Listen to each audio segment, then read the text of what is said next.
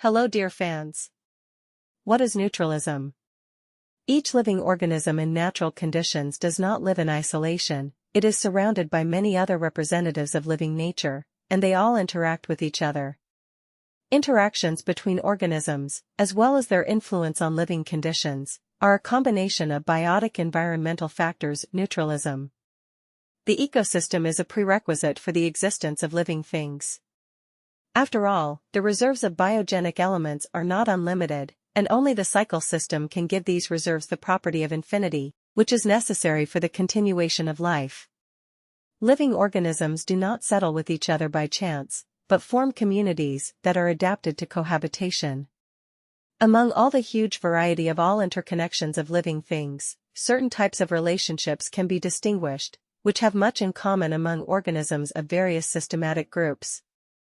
By the way they act on the body, all groups can be divided into negative, positive, and neutral. Among the huge variety of mutual connections of living beings, the following types of relationships can be distinguished: symbiosis, neutralism, antibiosis. Neutralism is a form of relationship where two populations do not affect each other's life, but forming a biosynosis, a community or a group of organisms that jointly inhabit a particular area of land or water body. They depend on the state of this community as a whole. For example, moose and squirrels live in the same forest, but do not contact each other, but the state of the habitat, forest, affects them.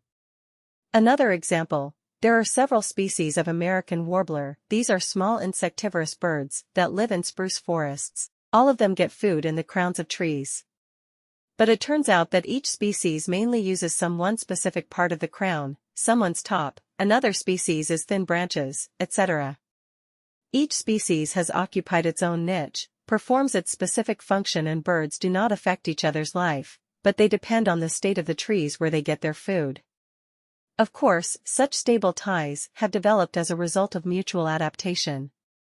In nature, pure neutralism is very rare, because indirect relationships are possible between species. It is believed that species that form one community should be in different ecological niches. However, it has recently been hypothesized that a form of relationship, such as neutralism, is due to the ecological similarity of species. Thanks for watching.